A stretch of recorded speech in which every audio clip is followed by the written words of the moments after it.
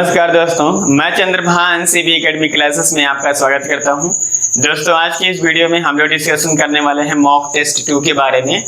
इससे भी पहले हम लोगों ने मॉक टेस्ट 1 डिस्कस किया हुआ है दोस्तों। उसमें जो है बहुत इंपॉर्टेंट क्वेश्चन डिस्कस किया गया है जो कि सीटेट और यूपीटेट एग्जाम में पूछे गए हुए हैं। आज के भी जो क्वेश्चन होंगे दोस्तों वो भी बहुत इंपॉर्टेंट होंगे, वो भी सीटेट एग्जाम में पूछे जा रहे हैं, उस टाइप के क्वेश्चन पूछे गए हुए हैं।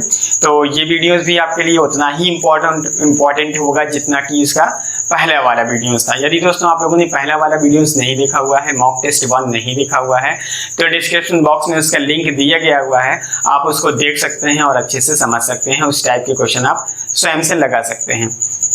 तो दोस्तों, वीडियो शुरू करने से पहले यदि आप हमारे चैनल पर पहली बार आए हैं तो हमारे चैनल को सब्सक्राइब जरूर कर लीजिएगा और बेल आइकन दबाना ना भूलिएगा, जिससे कि आपको हमारे वीडियोस का नोटिफिकेशन सबसे पहले मिल सके और आपके एग्जाम प्रिपरेशन में आपकी हेल्प कर सके। तो चलिए दोस्तों, शुरू करते हैं आज की इस वीडियो में। दोस्तों, हम लोग यहाँ पर क्वेश्चन लेंगे, वो क्वेश्चन आपको स्क्रीन पर सामने दिखाई देगा। उस क्वेश्चन को हम लोग सॉल्व करने का प्रयास करेंगे।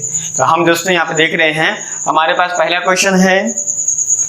क्वेश्चन हमारे पास 105 के गुणनखंड ज्ञात कीजिए। दोस्तों, बहुत आसान सा क्वेश्चन है। क्या है? 105 के गुणनखंड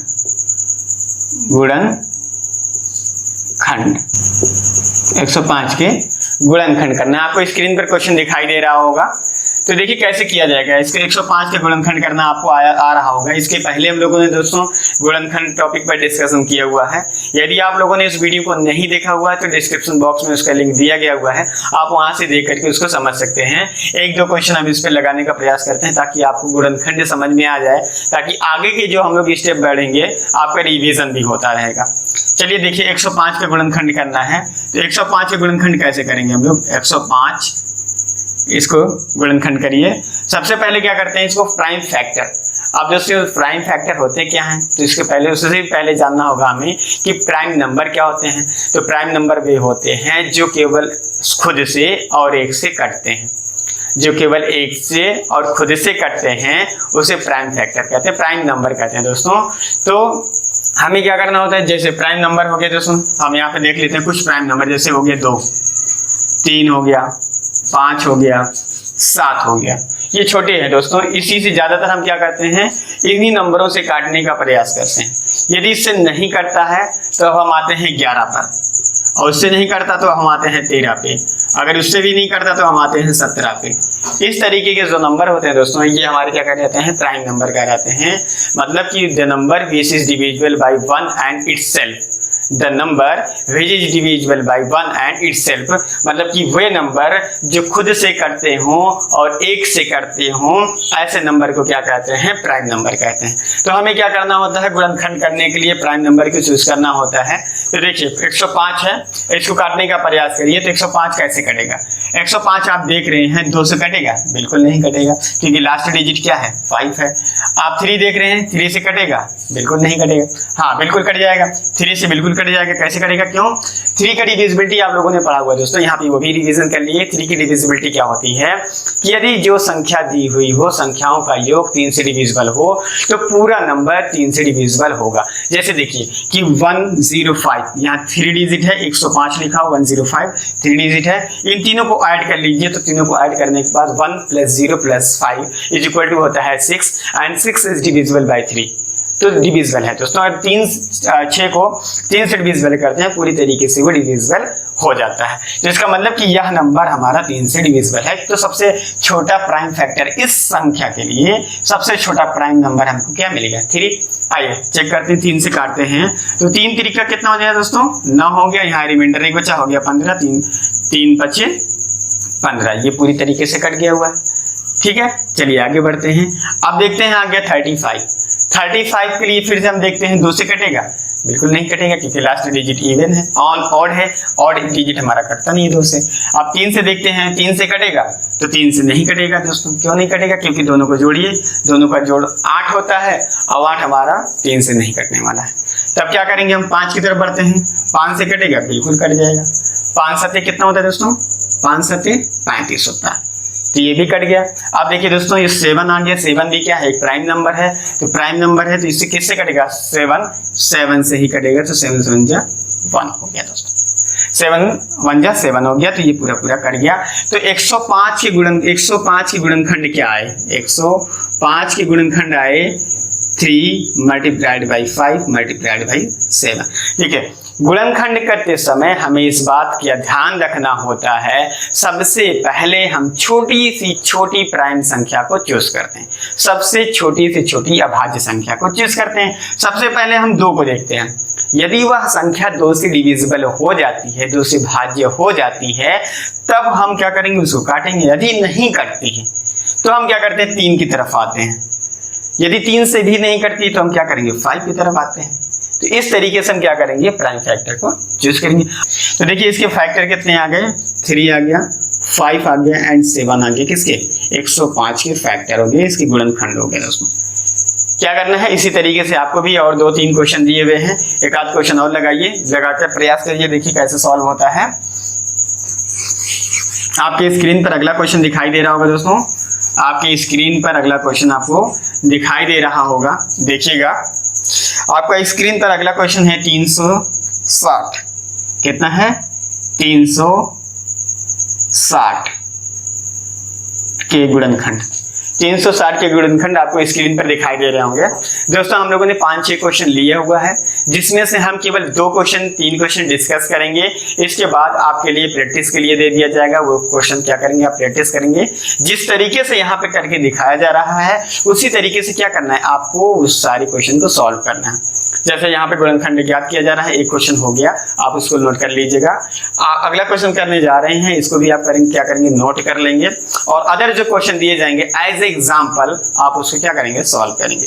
चलिए देखते हैं 360 का गुणनखंड करते हैं। सही है, सबसे छोटा प्राइम फैक्टर क्या कौन सा आ रहा है? 2 आ रहा है। चलिए 2 से कट जाएगा, बिल्कुल कट जाएगा। 2 करने 2, 2 8 16, 180 बार में ये पूरा कट गया। चलिए अभी भी 2 से कट जा रहा है, वो भी इवन नंबर, बिल्कुल कट जाएगा। तो 9 दूनी 18, बिल्कुल कट गया, पूरी कट गया। फिर इवन नंबर, फिर 2 से कट जाएगा, 45 दूना 90 हो गया, ये भी कट गया। आप देखिए आ गया 45। अब 45 क्या 3 से डिविजिबल है? बिल्कुल 3 से डिविजिबल है। आइए 3 करने 3, 3 बचे 15, ये भी कट गया। 15 3 45, आपको ये भी आता होगा। आइए देखते फिर से 3 से कटेगा, बिल्कुल कटेगा। तो 3 बचे 15, ये भी कट गया। अब देखिए ये आ गया 5, क्या ये 3 से डिविजिबल है? बिल्कुल नहीं है। 2 से है? बिल्कुल नहीं है। आइए 5 की तरफ बढ़ते हैं, तो अगला प्राइम फैक्टर हमें क्या मिला? 5। तो 5 1 जा 5, ये 5 कट गया। अब देखिए 360 के फैक्टर कितने हुए? 360 के गुणनखंड कितने हुए? यहाँ पे देखिए, तो 360 बराबर हम लिख सकते हैं 2 multiplied by 2 multiplied by 2 multiplied by 3 multiplied by 5। 1 2 3 4 5, हाँ 2 बार 3 है, 3 मल्टीप्लाइड बाई 5। देखिए 1 2 3 4 5 6, कितने फैक्टर हो गए? 1 2 3 4 5 6, कितने फैक्टर हो गए? तो 360 के नंबर ऑफ फैक्टर कितने हो गए? 360 के नंबर ऑफ फैक्टर 6 हो गए। तो क्या करना दोस्तों? आपको इसी तरीके से फैक्टर निकालना, गुणनखंड निकालना है। गुणनखंड निकालने का सबसे आसान तरीका है, इसमें कुछ नहीं करना है। एग्जाम में पूछा कैसे जाता है दोस्तों? 360 दे दिया रहेगा, 360 दे दिया रहेगा, इस तरीके से फैक्टर बना के दे दिया जाएगा। इस तरीके से फैक्टर बना के आपको दे दिया जाएगा। किसी में 2 आगे बढ़ा दिया जाएगा, किसी में 2 पीछे बढ़ा दिया जाएगा, किसी में 1 डिजिट ज्यादा कर दिया जाएगा, किसी में 1 डिजिट कम कर दिया जाएगा। तो एग्जाम में इस तरीके से पूछा जा सकता है, इसलिए आपको गुणनखंड आना चाहिए। ये सबसे बेसिक चीज है। इससे आगे जब हम लोग बढ़ेंगे तो इसके गुणनखंडों की संख्या हमें याद करनी है। क्या करेंगे? याद करनी है गुणनखंडों की संख्या कितनी होगी, अभाज्य गुणनखंडों की संख्या कितनी होगी। इस क्वेश्चन पर आधारित पर हम लोगों को क्या करना है? पढ़ना है, जो कि एग्जाम में पूछा गया हुआ, सीटेट एग्जाम में पूछा गया है, यूपी टेट एग्जाम में पूछा गया है। एंड जितने भी आप स्टेट टेट देते हैं, आप वहां पे सॉल्व पेपर अनसॉल्व पेपर उठाएंगे तो आपको दिखाई देगा कि अभाज्य गुणनखंड से एक क्वेश्चन जरूर पूछा जाता है। प्राइम फैक्टर से दोस्तों एक क्वेश्चन एकदम श्योर होता है कि आना है। चलिए आगे बढ़ते हैं, आपको स्क्रीन पर दिखाई दे रहा होगा अगला क्वेश्चन। अगला क्वेश्चन है दोस्तों कि 120 के गुणनखंडों की संख्या ज्ञात कीजिए। क्या करना है? 120 के गुणनखंडों की संख्या ज्ञात करनी है आपको। तो 120 के गुणनखंड कैसे होंगे? 120 के गुणनखंड कितने होंगे? आइए देखते हैं कैसे निकालते हैं 120 के गुणनखंड। अगला क्वेश्चन आपको स्क्रीन पर दिखाई दे रहा होगा, 120 के गुणनखंडों की संख्या ज्ञात करनी है। आपको गुणनखंड करना आ गया। आपको क्या आ गया? गुणनखंड करना आ गया। आप 120 के गुणनखंड आराम से कर सकते हैं। क्वेश्चन आपको दिखाई दे रहा होगा, क्वेश्चन पढ़ रहे होंगे। ऑप्शन भी पढ़िएगा। ऑप्शन नंबर 1 दिया है 16, ऑप्शन नंबर 2 दिया है 25, ऑप्शन नंबर 3 दिया है 27 एंड ऑप्शन नंबर डी दिया हुआ है इनमें से कोई नहीं। चलिए देखते हैं 120 के गुणनखंडों की संख्या कितनी होगी। 120 लिख लिया। आपको गुणनखंड करना आता है, इसके पहले हमने बताया हुआ है। सबसे पहले क्या करते हैं? प्राइम नंबर चूज करते हैं। सबसे छोटा प्राइम नंबर क्या है? 2 है। क्या ये 2 से कट जा रहा? बिल्कुल कट जा रहा है। 60 से एकदम पूरा पूरा कट जा रहा है। 60 दूना क्या होता है दोस्तों? 120 होता है। फिर आइए आगे बढ़ते हैं, देखते हैं क्या फिर से 2 से कट रहा है? बिल्कुल कट रहा है। तो 30 दूना 60 होता है। 3 दूनी 6 हो गए, ये पूरा पूरा कट गया। फिर आगे बढ़ते हैं, फिर देखते हैं 2 से कट रहा है? बिल्कुल कट रहा है। 15 दूनी 30 हो गया। आप देखिए क्या ये 2 से कटेगा? बिल्कुल नहीं कटेगा। किससे कटेगा? ये कटेगा 3 से। 3 बचे 15। अभी 3 से कटेगा? नहीं कटेगा। किससे कटेगा? 5 से। ये आपका पूरे पूरे कट गया। 5 का नहीं 5 आ गया। अब क्या करना? आपको प्राइम फैक्टर ज्ञात करना, प्राइम फैक्टरों की संख्या ज्ञात करनी, मतलब गुणनखंडों की संख्या ज्ञात करनी है कि कितने किसके गुणनखंड हुए। तो देखिए दोस्तों, गुणनखंडों की संख्या ज्ञात करने का सबसे आसान तरीका है क्या? कि जितनी भी घात हैं इसको इस तरीके से लिख लिया जाए। 120 बराबर ऐसे आपका क्या आएगा? Factor 2 multiplied by 2 multiplied by 2 multiplied by 3 multiplied by 5। ये आपका आ गया फैक्टर। इसके पहले वाले क्वेश्चन में हमने क्या किया था? यहां तक का किया हुआ था। अब इसमें हमको क्या, वहां पे हमसे क्या पूछा जा रहा था? वहां पे केवल गुणनखंड पूछे जा रहे थे। यहाँ पे क्या पूछा जा रहा है? गुणनखंडों की संख्या ज्ञात करनी है। क्या ज्ञात करनी है? गुणनखंडों की संख्या ज्ञात करनी है। तो देखिए, जब गुणनखंडों की संख्या ज्ञात करनी हो तो जितना पावर, जितना आधार हो जो सेम हो उसको इस तरीके से लिख लेते हैं, जो सेम नंबर में हो। 2 1 2 3, 2 कितनी बार है? 3 बार है, तो 2 की घात 3 लिख दीजिए। अब आइए यहाँ पे लिखा हुआ 3 कितनी बार है? 1 बार है, तो 3 की घात 1 लिख दीजिए। यहाँ है 5 टू द पावर 1 लिख दीजिए। देखिए 2 कितनी बार है? 3 बार है। 1 2 3 बार हो गया। 3 कितनी बार है? 1 बार है, तो 1 बार हो गया। 5 कितनी बार है? 1 बार है, तो 1 बार लिख दिया आपने। अब क्या करना है आपको? गुणनखंडों की संख्या ज्ञात करने के लिए जितनी घात दी हुई हो उन घातों में 1 जोड़ दिया जाता है। क्या किया जाता है? जितनी घात दी होती है उन घातों में 1 जोड़ दिया जाता है और जोड़ करके आपस में गुणा कर दिया जाता है। जो आएगा वो आपको क्या हो जाएगा? गुणनखंडों की संख्या हो जाएगी। जैसे देखिए यहाँ पे आपका है, तो इसको आप इस तरीके से लिख सकते हैं। इसकी घात को हम लेंगे, इसी घात में क्या करेंगे? 1 जोड़ देंगे, तो 3 + 1 हो गया। 3 + 1 हो गया। फिर मल्टीप्लाई करेंगे किससे? इससे। ये हो गया 1 + 1, 1 जोड़ देंगे। जितनी घातें होंगी उन घातों में 1 जोड़ देंगे। यहाँ है 5, यहाँ है 5 + 1 हो गया। इन दोनों को देखिए क्या करेंगे? 3 और 1 कितना हो गया दोस्तों? 4 हो गया। तो ये हो गया 4 मल्टीप्लाइड 1 + 1 कितना हो गया? 2। फिर 1 + 1 = हो गया 2। आइए इसको गुणा करते हैं। 4 दूनी 8 और 8 दूनी 16। कितना आ गया दोस्तों? 16। तो गुणनखंडों की संख्या कितनी हो गई दोस्तों?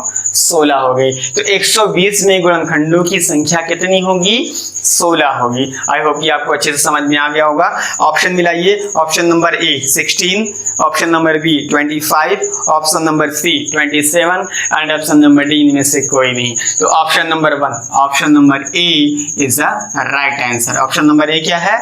Is the right answer. I hope कि आपको समझ में आ गया होगा। इसी तरीके से दोस्तों question number B, question number 2 दिया हुआ है 80 के गुणनखंडों की संख्या ज्ञात कीजिए। 80 के गुणनखंडों की संख्या ज्ञात कीजिए। जैसे इसमें क्या है? ऑप्शन नंबर ए में क्या है? 7 है। ऑप्शन नंबर बी में क्या है? 9 है। ऑप्शन नंबर सी में क्या है? 8 है। और ऑप्शन नंबर डी में इनमें से कोई नहीं। तो आप जैसे एकदम ऐसे लगाया गया है आप इस तरीके से लगाएंगे, सेम इसी पैटर्न पे लगाएंगे। आप फैक्टर करेंगे। फैक्टर करने के बाद जितने फैक्टर आएंगे उन सबको घात के रूप में लिख लेंगे। घात के रूप में आने के बाद जितने भी प्राइम नंबर होंगे उसके ऊपर जितना घात होगा उसमें 1 जोड़ करके आप क्या कर देंगे? गुणा कर देंगे। आपका आंसर आ जाएगा। आई होप कि आपको ये क्वेश्चन समझ में आ रहा होगा। चलिए आगे की तरफ बढ़ते हैं, अगले क्वेश्चन की तरफ बढ़ते हैं। चलिए देखते हैं, आगे बढ़ते हैं दोस्तों। इसके लिए एक फार्मूला भी लिखवा दे रहे हैं। यदि आपको मेथड समझ में ना आ रहा हो तो फार्मूले से आप बहुत अच्छे से इस क्वेश्चन को लगा सकते हैं। सपोज यू डैट कि जैसे कि आपको दिया है 120, इसको 120 को हम मान लें क्या, z मान लें। चलिए अगर 120 को हम z मान लेते हैं तो इसके जो फैक्टर होंगे, फैक्टर को इस रूप में यदि माने हम कि x की पावर q, x की पावर p गुणे y की पावर q गुणे और स्मॉल z की पावर r। देखिए ये कैपिटल Z है, ये स्मॉल z है, कंफ्यूज मत होइएगा। तो ये z बराबर मतलब मान लीजिए 120, x मान लीजिए किसको, 2 को, y मान लीजिए किसको, 3 को, और z मान लीजिए किसको, 5 को। अब जो देखिए घात दिया हुआ है p q r, ये इसके घात हो गए। हमको गुणनखंडों की संख्या निकालने के लिए क्या करना है, गुणनखंडों की संख्या, गुणनखंडों की संख्या बराबर क्या लिख सकते हैं, देखिए p plus 1 multiplied q plus 1 multiply r plus 1। ये देखिए सिंपल सा फार्मूला दोस्तों, एकदम इसी पैटर्न पे लगाए हुए हैं। ये आपका ट्रिक वाला फार्मूला है, ऐसे ही आपको लगाना है एकदम से। जैसे भी क्वेश्चन दिया रहेगा आप फैक्टर करेंगे, फैक्टर करने के बाद इस रूप में कन्वर्ट करेंगे, इस रूप में कन्वर्ट करने के बाद आप इस रूप में लगा सकते हैं और आपको गुणनखंडों की संख्या क्या हो जाएगी, बहुत आसानी से याद हो जाएगी, बहुत आसानी से आप निकाल सकते हैं। एग्जाम में दोस्तों एकदम ट्रिक के तरीके से आप यूज कर सकते हैं। इस तरीके से किया, बस सभी में क्या करना है, एक एक ऐड करके आपस में मल्टीप्लाई कर देना, छोटा छोटा रहेगा, आप तुरंत उसको लगा सकते हैं। चलिए आगे बढ़ते हैं अगले क्वेश्चन की तरफ। अगला क्वेश्चन है दोस्तों, आपको स्क्रीन के ऊपर दिखाई दे रहा होगा, 360 के गुणनखंडों की संख्या ज्ञात कीजिए। क्या करना है, 360 के गुणनखंडों की संख्या निकालनी है आपको। 360 के गुणनखंडों की संख्या क्या दिया है आपको स्क्रीन पर दिखाई दे रहा होगा। क्वेश्चन क्या है, 360 के गुणनखंडों की संख्या निकालनी है। तो देखिए कैसे हो जाएगा, 360 के गुणनखंड करिए, इसको कैसे कैसे करेंगे। सबसे पहले छोटा प्राइम फैक्टर 2 हो गया, तो 18 दूनी होता है 36, ये पूरा पूरा कट गया, 0 है, बढ़ा दीजिए। फिर 2 से काटिए 90, फिर 2 से काटिए 45, फिर 2 से काटिए नहीं कटेगा, 3 से काटिए 15, तो यहाँ 45 कट गया। फिर 3 से काटिए 5, 3 15 कट गया। फिर 5 से काटिए 5 1 5, तो ये आप क्या गया, क्या 360 का फैक्टर हो गया। 360 के फैक्टर हुए कितने, तो आप लिख सकते हैं 360 बराबर 2 multiplied by 2 multiplied by 2 multiplied by 3 multiplied by 3 multiplied by 5। देखिए इस तरीके से आया। अब इसको क्या करना है, आपको इसको करना है घात के रूप में लिखना है। घात के रूप में कैसे लिखेंगे, सबसे पहले छोटा प्राइम फैक्टर लिखिए। देखिए कितनी बार है, 1 2 3 बार है, तो आप यहाँ पे क्या कर देंगे, इसकी घात लगा देंगे 3। अगला देखिए यहाँ पे है 3 1 2, तो 2 बार है, पहले तो लिखिए 3, और कितनी बार है, जितने टाइम्स हो उतना ऊपर घात लिख दीजिए, हो गया 2 गुणे 5। 5 कितनी बार है, 1 बार है, तो आप यहाँ पे लगा दीजिए 1। अब देखिए आपका आ गया कितना, 3 की घात 2 की घात 3, 3 की घात 2, 5 की घात 1, इतना आ गया। किस रूप में आ गया, z इक्वल टू x की पावर p इंटू y की पावर q इंटू z की पावर r, इस रूप में आया। अब गुणनखंडों की संख्या निकालने के लिए आपको करना क्या है, इस फॉर्म में लेकर के आना है और आपका क्वेश्चन का आंसर आ जाएगा। देखिए क्या है ये, तो 3 प्लस 1 मल्टीप्लाई कर दीजिए, फिर क्या आ जाएगा 2 प्लस 1, फिर मल्टीप्लाई कर दीजिए किससे, 1 प्लस 1 से। देखिए यहाँ पे 3 है तो आपने 3 प्लस 1 किया, फिर यहाँ पे 2 है 2 प्लस 1 किया, यहाँ पे 1 है 1 प्लस 1 किया। अब इसको क्या करिए, आपस में जोड़ दीजिए, जोड़ने के बाद ये हो जाएगा 4, ये गुणे हो जाएगा 3, ये गुणा हो जाएगा 2 से। अब इसको गुणा कर लीजिए, 4 3 12, 12 दूनी 24, 4 3 12, 12 दूनी 24, तो 24 हो गया आपका क्या आंसर दोस्तों। अब आप ऑप्शन में जाइए, ऑप्शन में आपको दिखाई क्या दे रहा होगा, ऑप्शन में क्या दिखाई दे रहा है देखिएगा।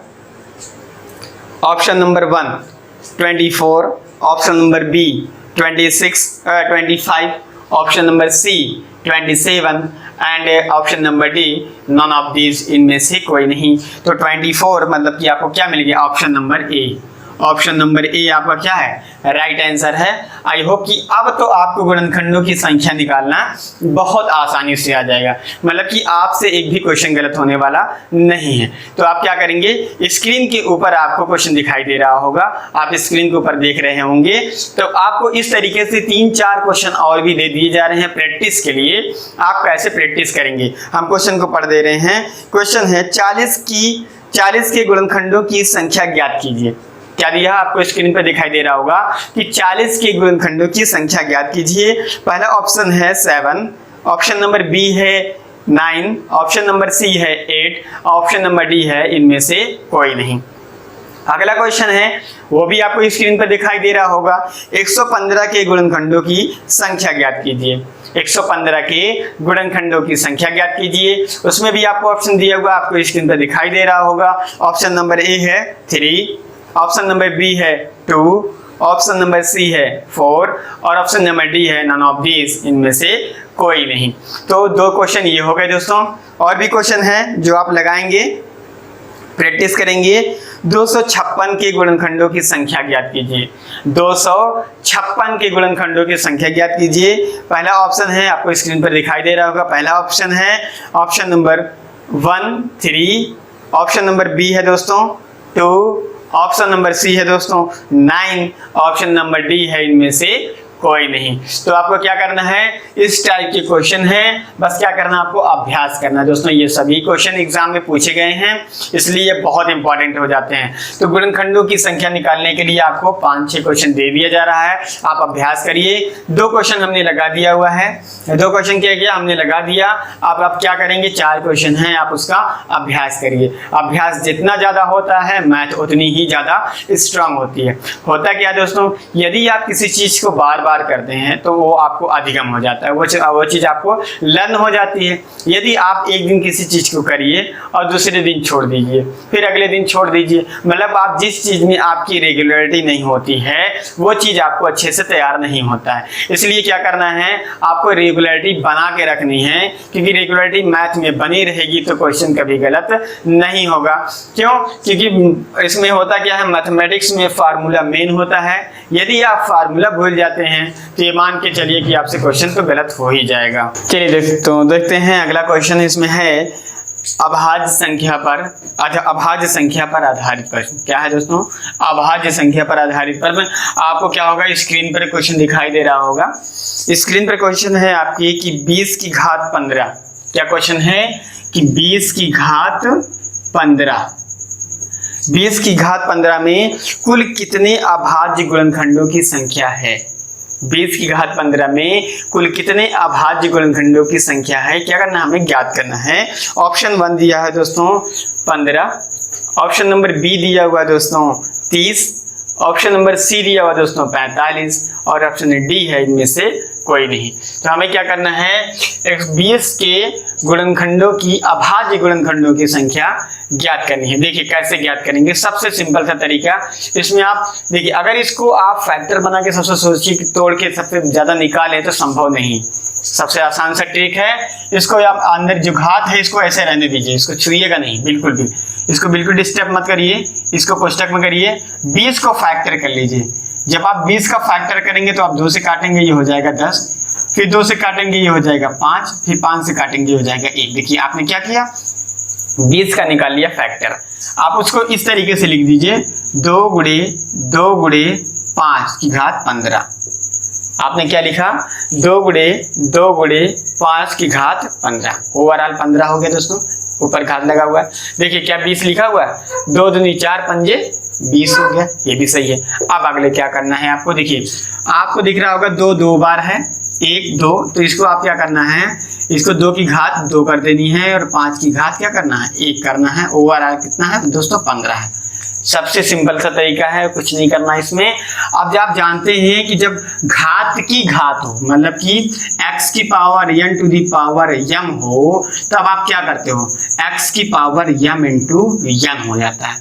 आप ये फार्मूला जानते हैं, यदि x की power n to the power m हो तो ओवरऑल घात क्या हो जाती है, x to the power m n हो जाता है। दोस्तों ये सिंपल सा तरीका है।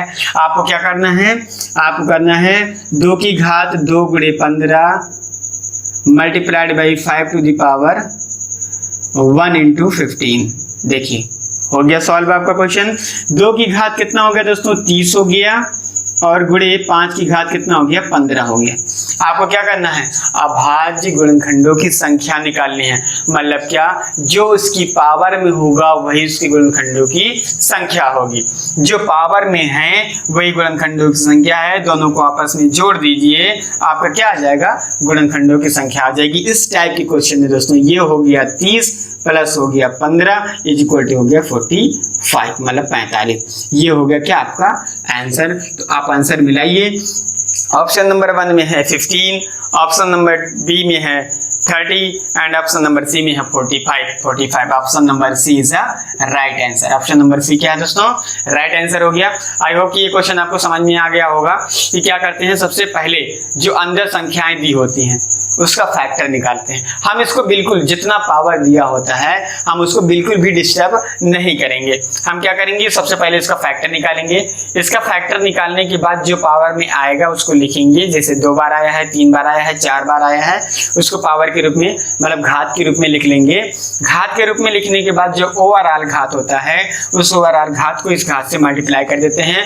ये सूत्र याद रखिएगा, ये फार्मूला है x की power n to the power m is equal to x की पावर mn। ये फार्मूला आपका होता है। तो क्या करना है, आपको सॉल्व करना है। आप उसको क्या कर देना है, इसको ऐड कर देना है, मल्टीप्लाई कर देना है। मल्टीप्लाई करने के बाद ऐड कर देना है, आपका क्या आ जाएगा, आंसर आ जाएगा। तो ऑप्शन नंबर सी क्या हो गया, आपका राइट आंसर हो गया। चलिए अगले क्वेश्चन की तरफ बढ़ते हैं। अगला क्वेश्चन आपको स्क्रीन के ऊपर दिखाई दे रहा होगा। अगला क्वेश्चन है आपका, देखिएगा अगला क्वेश्चन आपको स्क्रीन के ऊपर दिखाई दे रहा होगा। क्वेश्चन है कि 12 की घात 15 मल्टीप्लाई है, ऐसे लिखा हुआ दोस्तों मल्टीप्लाई। देखिए अगर 2 डिजिट के बीच में कोष्टक लगा हो तो कोई साइन ना हो तो ऑटोमेटिकली वो मल्टीप्लाई का साइन होता है। तो यहाँ कोष्टक में लिखा है 30 की घात 25, फिर कोष्टक में लिखा हुआ है 15 की घात 20।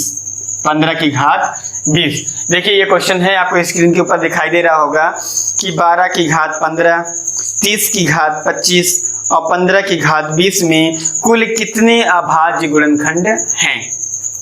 कुल कितने अभाज्य गुणनखंडों की संख्या है। ऑप्शन नंबर 1 में है दोस्तों 150, 150।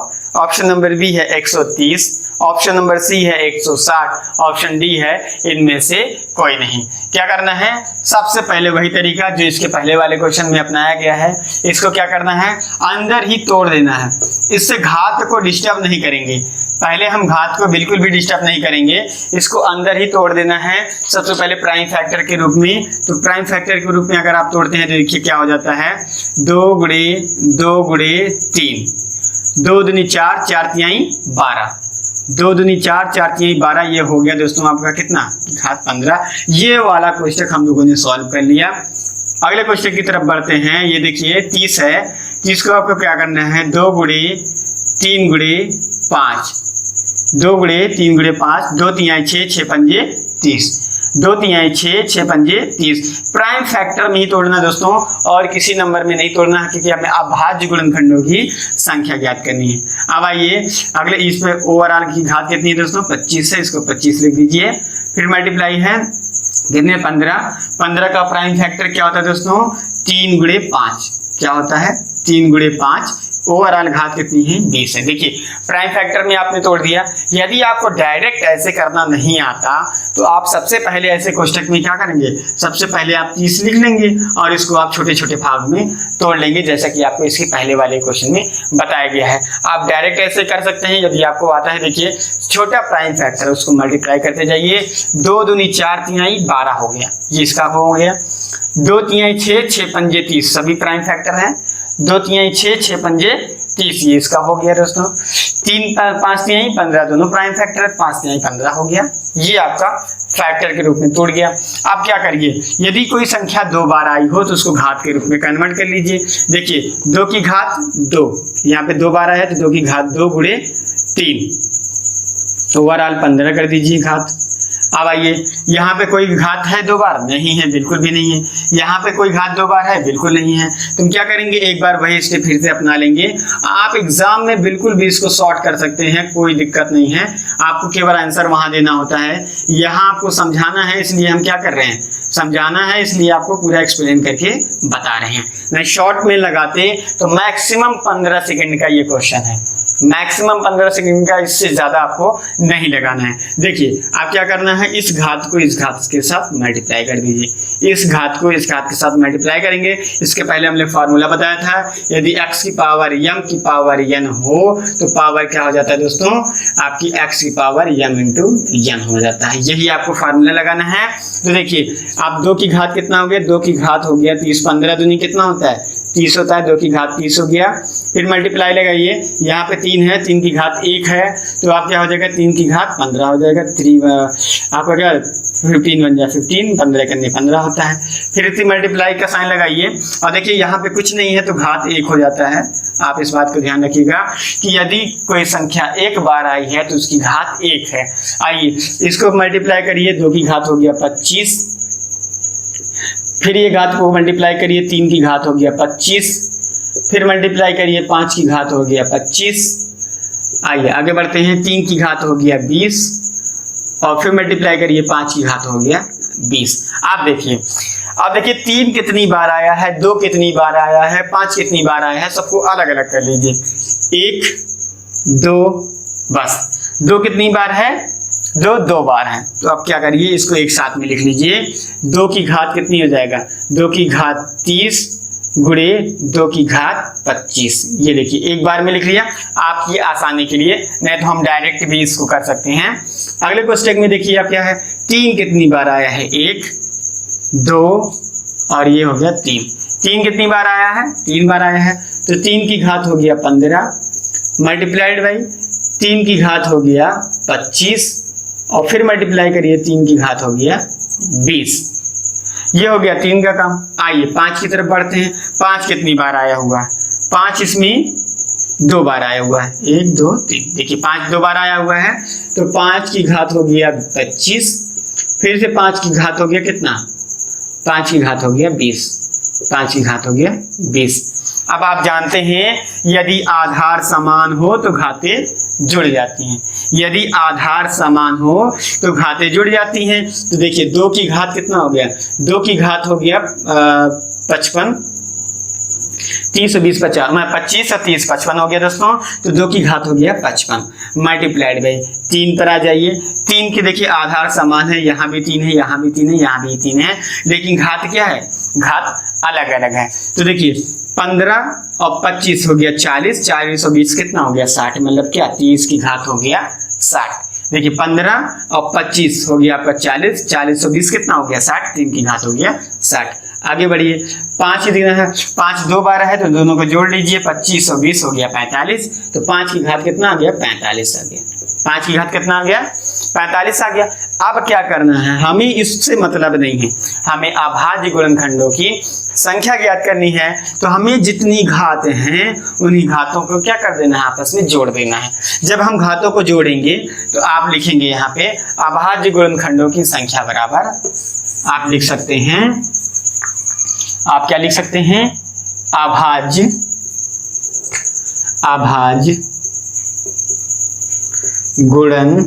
गुणनखंडों की संख्या।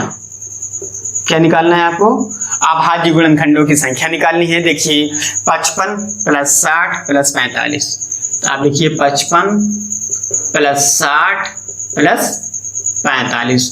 आइए इन सबको जोड़ लीजिए, 5 और 0 प्लस 5 हो गया 10, रिमाइंडर आ गया 1, 6 और 4 10, 5 15 और 1 16 हो गया 160। अब आप ऑप्शन में मिलाइए, ऑप्शन नंबर 1 देखिए, ऑप्शन नंबर 2 देखिए, ऑप्शन नंबर 3 देखिए, ऑप्शन नंबर 1 देखिए, ऑप्शन नंबर 2 देखिए और ऑप्शन नंबर 3 देखिए, आपको आंसर मिल रहा होगा। आप जल्दी से कमेंट करके बताइएगा, जल्दी से कमेंट करके बताइएगा कि आपका आंसर क्या आ रहा है दोस्तों।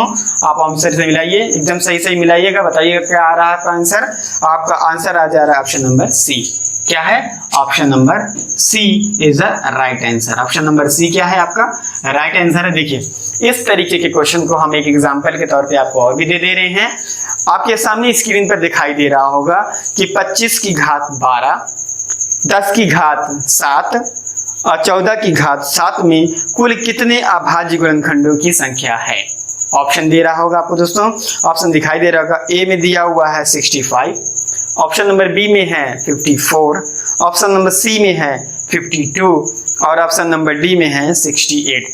दोस्तों आप इस क्वेश्चन को सॉल्व करिएगा, कमेंट बॉक्स में आप अपना आंसर बताइएगा, हम वहाँ पे आपको बताएंगे कि आपका आंसर सही है या नहीं। आपको बिल्कुल अभ्यास करना है, एकदम सही आपका आंसर आएगा। इस तरीके से देखिए एकदम एक्सप्लेन करके बताया गया है। अगर इसको हम शॉर्ट ट्रिक से बताते, एकदम शॉर्ट करके बताते, मेथड यही रहेगा दोस्तों। गुणनखंडों की संख्या निकालने का, अभाज्य गुणनखंडों की संख्या निकालने का इस टाइप के क्वेश्चन में मेथड यही रहेगा। आपको इसी तरीके से सॉल्व करना। हाँ, आप स्टेप मार्किंग कर सकते हैं, आप स्टेप सॉर्ट कर सकते हैं। आप इसको यहाँ से एक बार करके आप डायरेक्ट यहाँ पे आ सकते हैं। आप यहाँ किए डायरेक्ट यहाँ पे आ जाइए, ये सब आप हटा सकते हैं क्योंकि आपको कैलकुलेशन के ऊपर है कि आप कितना अच्छा क्वेश्चन को सॉल्व कर पाते हैं। तो आज के लिए बस इतना ही दोस्तों। आपको स्क्रीन पर 15 क्वेश्चन दे दिए गए हैं, आपको 5 क्वेश्चन 6 क्वेश्चन बता दिए गए हैं, बाकी सारे क्वेश्चन आपको स्वयं लगाने होंगे। सब एक दूसरे पे बेस्ड हैं, सारे क्वेश्चन के ट्रिक बताए जा चुके हैं। आई होप कि आपको ये वीडियोस काफी ज्यादा पसंद आया होगा, आपको सारे क्वेश्चन लगाने में काफी ज्यादा हेल्प हुई होगी। तो आई होप कि आपको आज से बाद इस टाइप के क्वेश्चन कभी गलत नहीं होगा, आप लगा लेंगे जरूर, वो भी सही आंसर के साथ, वो भी जल्दी से। तो चलिए दोस्तों आज के वीडियो में बस इतना ही। यदि आप हमारे चैनल पर पहली बार आए हुए हैं तो इस चैनल को सब्सक्राइब जरूर कर लीजिएगा और बेल आइकन जरूर दबा दीजिएगा, जिससे कि हमारे वीडियोस की नोटिफिकेशन आपको सबसे पहले मिल सके और आपकी एग्जाम प्रिपरेशन में आपकी हेल्प कर सके। Thank you so much for watching this video guys.